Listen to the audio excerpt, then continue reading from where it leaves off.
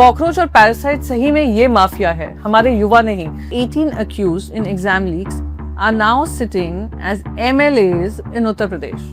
India में एक आम इंसान की जान की कीमत क्या है? 1 लाख, 5 लाख या सरकारी दफ्तर में बैठे एक बाबू की 1 महीने की रिश्वत? हर बार बिल्डर और लोकल अथॉरिटीज मिलकर लोगों की मौत का कॉन्ट्रैक्ट साइन करते हैं। उनका क्या, जो अगर 12 से 4 के बीच बाहर नहीं निकलेंगे तो रात को उनके घर में चूल्हा नहीं जलेगा। इस साल गर्मी सिर्फ थका नहीं रही है, गर्मी मार रही है। नमस्ते, आज है स्ट्रेट टॉक विद पीसी का 30वां एपिसोड है। एपिसोड शुरू करने से पहले मैं सबका धन्यवाद और आभार व्यक्त करना चाहूंगी। जिस तरीके से आपने मुझे समर्थन दिया है, सब्सक्राइब किया है, सपोर्ट कर रहे हैं और लगातार मेरे इस पॉडकास्ट को देख रहे हैं, उसके लिए मैं आप सभी की आभारी हूँ। यहीं से चलते हैं एपिसोड 3 में। हम आज क्या बात करने वाले हैं? एपिसोड 3 में हमारी बातचीत रहेगी उसी संदर्भ में जो आज का सबसे बड़ा ज्वलंत मुद्दा बना हुआ है और जंतर मंतर में उसके ऊपर हाल ही में प्रोटेस्ट हुआ था, एग्जाम पेपर लीक्स के बारे में। हम बताएंगे किस तरीके से पिछले 20 साल में इतने सारे पेपर लीक्स हुए हैं और कन्विक्शंस ना के ही बराबर हैं। बढ़ती गर्मी के चलते प्रधानमंत्री नरेंद्र मोदी जी ने कैबिनेट मीटिंग में कहा कि please stay hydrated, drink water. उन्होंने कैबिनेट मिनिस्टर से कहा और वो ब्रेकिंग न्यूज बनाई न्यूज चैनल्स ने, और उसी को हम आगे विस्तार से बताएंगे कि किस तरीके से ये हीट वेव सिर्फ कैबिनेट मिनिस्टर्स को ही नहीं दिक्कत दे रहा है, सिर्फ उन्हीं को हाइड्रेट रहने की नसीहत नहीं होनी चाहिए, पूरे देश में ही उसका त्राहिमाम मचा हुआ है और उस पर ध्यान देना हमारी जिम्मेदारी बनती है। Last but not the least, जो हाल ही में मालवीय नगर के फायर ट्रेजेडी में हमने इतनी सारी फोटोज देखी, इतनी सारी कहानियां सुनी जिसमें 21 लोगों से ज्यादा की मौत हुई है, वही दिखाता है जो त्रासदी हमने उपहार सिनेमा के समय देखी थी कि साल बदल जाते हैं पर काम वही का वही रहता है। लोग आग में के लपेटे में मर जाते हैं पर अकाउंटेबिलिटी ना के बराबर होती है। आज इन सारे टॉपिक्स पे हम चर्चा करेंगे विस्तार से, और आप सभी को फिर से दिल से धन्यवाद। और एपिसोड 3 में आप पूरी तरीके से शामिल होइए, इंटरेस्ट लीजिए और अपने कमेंट्स के माध्यम से बताइए कि आपको आज का शो कैसा लगा। अब बात करते हैं पेपर लीक की अमर कहानी। नीट पेपर लीक की तो बात चल ही रही है, पर अब बात करते हैं पेपर लीक की अमर कहानी ओवर द इयर्स, मेरी जुबानी। यस, हमें फिर से इसके बारे में बात करना होगा। हमारे देश का लॉन्गेस्ट सर्वाइविंग कॉकरोच जो है ना, एग्जाम पेपर लीक माफिया है, that is actively destroying the future of India's youth. Cockroach और पैरासाइट सही में ये माफिया है, हमारे युवा नहीं, जिन पे आरोप सीजीआई ने लगाया था। We have some points to share with you. Thanks to a detailed investigation by the Indian Express, we have figured that what we have coming across with regards to paper leaks is extremely disappointing. What Indian Express has done is they have taken a long arc of 24 years, 2002 to 2025, and they have looked at papers where more than 1 lakh candidates had applied for, and they found there were 45 massive paper leaks. Yes, over 1 lakh students appearing for it, and 45 massive paper leaks have happened. How many aspirants have been impacted and left in a limbo? 3.86 crores. 3.86 crores. What has the investigation led to? And what has been the final verdict? You'd be absolutely amazed to know that till now there have been just 2 convictions. 45 leaks, 3.86 crore broken dreams, and only 2 cases reached a conviction. Systemic failure? No. This is a systemic crime. Whenever a paper leaks, students protest on the streets, they are lathi charged, and their lives are put on hold. And their mental health and misery is obvious for the world to see. And it's discussed often and is being discussed even today. But what happens to the top bosses? What happens to the IAS officers? The board chairmen? Nothing. They get a golden parachute. I would want to name and shame the pattern found in the records. And it is extremely embarrassing to even come out with this report. There's a compulsory weight trick. 2024 UGC net leak saw NTA chief Subodh Kumar Singh simply removed on put on compulsory weight. Everyone kept quiet, everyone felt action had been taken. But what happens 4 months down the line? He was appointed as an additional secretary in the Ministry of Steel. 2. The reinstated clause. So one is the transfer clause and again put into some role, different role.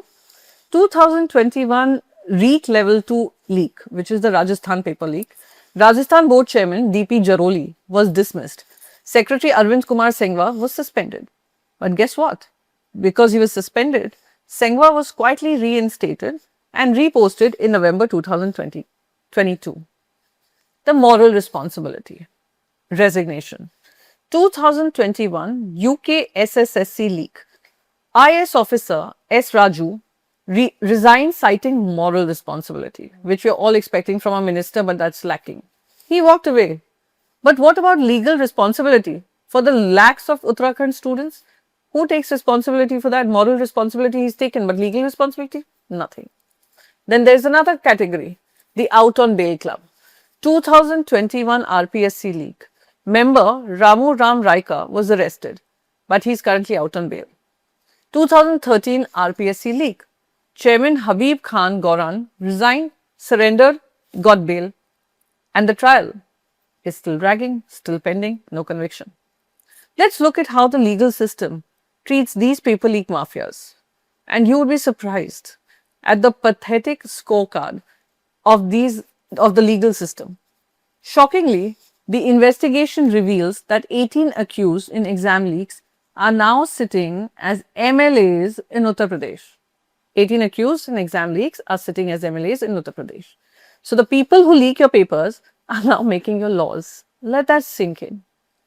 For 22 lakh NEET candidates or the 4 lakh CBSE students, the system offers retests or their life in a limbo, waiting for the assessments to happen before their next admissions happen. Years of hard work, parents' hard-earned money, mental peace, everything destroyed, everything put on hold. But laws like Gangsters Act or PMLA are rarely used effectively against the top-tier leadership. The leak networks, I'm sorry I call it the NEET networks, but they are leak networks, have grown from fax machines to sophisticated remote access software like TeamViewer. But our accountability mechanisms are still stuck in the Stone Age. My straight question today would be, why is it that the powerful bureaucrats are treated with kid gloves? Why do the ministers get away, while the innocent students are treated like collateral damage? My only request, not just as someone who has been in the parliament, but as someone who is also a parent, stop playing with the lives of students. It's time to stop the leaks and start the jail terms for those at the very top. Only when accountability begins from the top will we see a better future for our children. Delhi में मालवीय नगर में जो आग लगी है उसने सभी का दिल झंझोर दिया है, तो इसलिए आज एक सवाल से शुरू करती हूँ। इंडिया में एक आम इंसान की जान की कीमत क्या है? 1 लाख, 5 लाख या सरकारी दफ्तर में बैठे एक बाबू की 1 महीने की रिश्वत?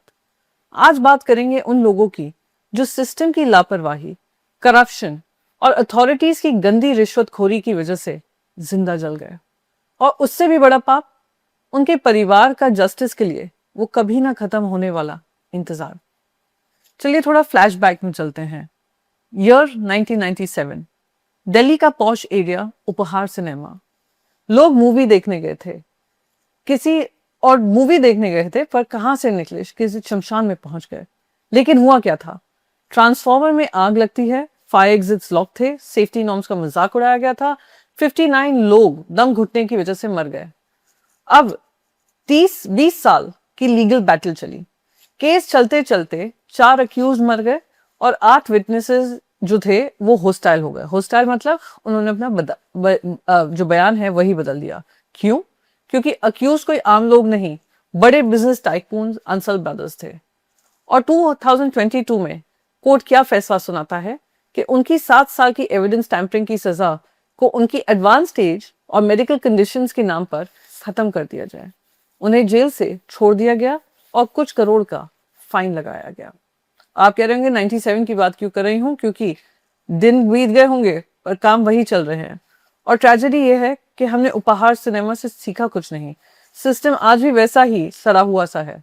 मुंबई के पॉश रेस्टोरेंट्स में फायर लगती है, लोग दोस्तों के साथ वीकेंड एंजॉय करने जाते हैं और बॉडी बैग्स में निकल कर आते हैं। लेकिन मेरा खून तब खौलता है जब एक अस्पताल में आग लगती है और वहां मासूम नवजात शिशु, इन्फेंट्स, जो अभी कुछ ही दिन पहले दुनिया में आए थे, हमारे भरोसे है, वो जलाकर राख कर दिए जाते हैं। शर्म आनी चाहिए as a society at times. Hospital में जब इन्वेस्टिगेशन होता है पता चलता है फायर एक्सटिंग्विशर्स एक्सपायर्ड है, शॉर्ट सर्किट्स को इग्नोर किया जाता है, ऑक्सीजन सिलेंडर्स का कोई मेंटेनेंस नहीं है। क्यों? क्योंकि लोकल अथॉरिटीज को सिर्फ अपनी जेब गर्म करना है और उसे उनको कोई और जिम्मेदारी नहीं है। एनओसी जो होता है वो टेबल के नीचे से पैसा फेंक कर मिल जाता है। कोई सिस्टम का फॉलो नहीं करना है, एनओसी खरीद लेना है। और अभी हाल ही में मालवीय नगर का जो फायर इंसिडेंट से मैंने बात शुरू की थी, 21 लोगों की जाने गई। वही पुरानी कहानी, narrow lens, illegal construction, building bylaws की धज्जियां उड़ाई गई थी। जब तक फायर ब्रिगेड पहुंचती सब खत्म था। पुलिस को उनको ढूंढ कर लाना पड़ा जो ओनर्स हैं, और ओनर्स वहां से पास करके गए पर डर के मारे भाग गए। हर बार बिल्डर और लोकल अथॉरिटीज मिलकर लोगों की मौत का कॉन्ट्रैक्ट साइन करते हैं और इसमें हिरासत में इस केस में एक कुक को लिया है। आपने वो अग्रवाल परिवार के 8 मेंबर की ट्रेजेडी सुनी होगी, रूह कांप जाएगा। पूरा परिवार आया था अपने बुजुर्ग पिता और दादा से मिलने, जो बगल के अस्पताल में भर्ती थे। सब कुछ ही मिनटों में और सबको ही मिनटों में उस आग में जिंदगी गंवा बैठे। और वो बुजुर्ग पिता अस्पताल में उनकी राह देखते देखते हाल ही में चल बसे। राधे श्याम अग्रवाल जी। What's the value of human life in India over corruption is a question we need to ask. The owners in all cases, यही दिखाई देता है, रिच होते हैं, आग लगती है और लोग मर जाते हैं, तो ये लोग थाने में सरेंडर नहीं करते हैं, ये सीधा फ्लाइट पकड़ कर देश से फरार होने की कोशिश करते हैं। चाहे वो मालवीय नगर हो, गोवा का नाइट क्लब हो, मुंबई के रेस्टोरेंट्स हो या उपहार सिनेमा। साल बदल जाते हैं पर कहानी नहीं बदलती है। करप्शन का नंगा नाच चलता रहता है और आम आदमी की जान सस्ती की सस्ती रहती है। पर ये कब तक रहेगा? कब तक हम इस चलता है एटीट्यूड के साथ जिएंगे? हेडलाइंस पढ़ेंगे, दुखी होंगे और फिर भूल बैठेंगे, जब तक अगला नंबर हमारा या आपका किसी अपने के साथ नहीं आता है।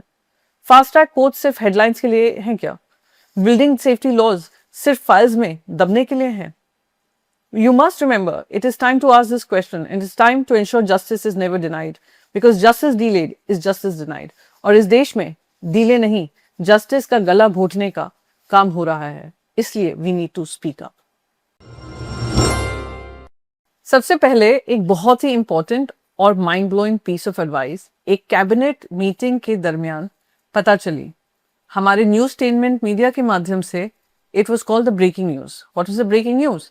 ब्रेकिंग न्यूज, देश के प्रधानमंत्री ने अपनी कैबिनेट मीटिंग में इन सारे मंत्रियों को कहा है पानी पीजिए और खुद को हाइड्रेटेड रखिए। जी हाँ, ब्रेकिंग न्यूज।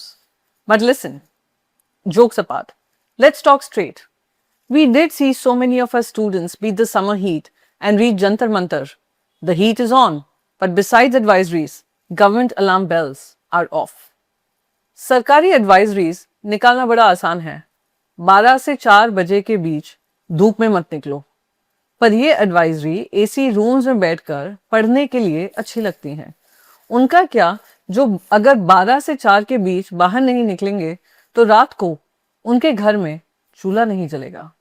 हम बात कर रहे हैं इंडिया के करोड़ों लेबरर्स की जो बाहर काम करते हैं, चाहे हमारे कंस्ट्रक्शन वर्कर्स हों, हमारे रिक्शा पुलर्स हों, ऑटो रिक्शा हों, टैक्सी ड्राइवर्स हों, सिक्योरिटी गार्ड्स हों, जोमैटो स्विगी के वो डिलीवरी बॉयज जो धूप में सड़क पर पिघल रहे हैं, सभी के बारे में बात करेंगे। उनके पास लैपटॉप पर बैठकर वर्क फ्रॉम होम करने का लग्जरी नहीं है, उनको रास्तों पे सड़कों पे जाकर इस धूप में काम करना पड़ रहा है। और इस साल गर्मी सिर्फ थका नहीं रही है, गर्मी मार रही है। 30 से 60 साल के वर्किंग एज में सबसे ज्यादा जो आदमी हैं वो टारगेट हो रहे हैं, क्योंकि उन्हें मजबूरी में इस तवे जैसी धूप में काम करना पड़ रहा है। उनका शरीर डिहाइड्रेशन, हीट स्ट्रोक और ऑर्गन फेलियर से खत्म हो रहा है। लेकिन हमारे पास लेबर लॉज के नाम पर क्या है? कुछ नहीं। कोई मैंडेटरी पेड आफ्टरनून ब्रेक नहीं, कोई कूलिंग शेल्टर नहीं, सिर्फ एक ट्वीट आता है, स्टे हाइड्रेटेड। आपको हेडलाइंस मिलेंगी, तेलंगाना में 16 फेटल हीट स्ट्रोक्स, नागपुर में 26 सस्पेक्टेड हीट रिलेटेड डेथ्स। आपको लगेगा चलो सिचुएशन कंट्रोल में है, लेकिन सच्चाई सुनिए। यूसी बर्कले के India energy and climate centre की एक लैंडमार्क साइंटिफिक स्टडी आई है। उनके मुताबिक जब इंडिया में एक स्टैंडर्ड 5-डे हीट वेव आती है तो पूरे देश में लगभग 30,000 से ज्यादा एक्सेस डेथ्स जो रेगुलर डेथ काउंट होती है उससे 30,000 बढ़ जाती है। सरकार सिर्फ उन्हें गिनती है जिनकी मौत के सर्टिफिकेट पर डायरेक्ट हीट स्ट्रोक लिखा होता है, लेकिन गर्मी की वजह से होने वाले हार्ट अटैक्स, किडनी फेलियर और डिहाइड्रेशन से मौत को सिस्टम इग्नोर कर देता है।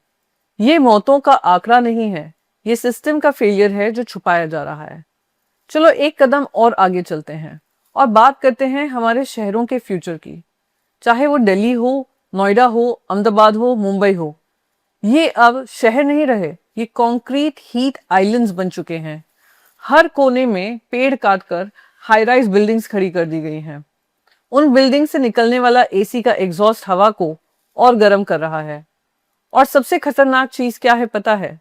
वेट बल्ब टेम्परेचर, यानी गर्मी के साथ जब प्री मॉनसून ह्यूमिडिटी मिलती है तो चिपचिपी गर्मी इतनी बढ़ जाती है कि इंसान का शरीर स्वेट यानी पसीना निकाल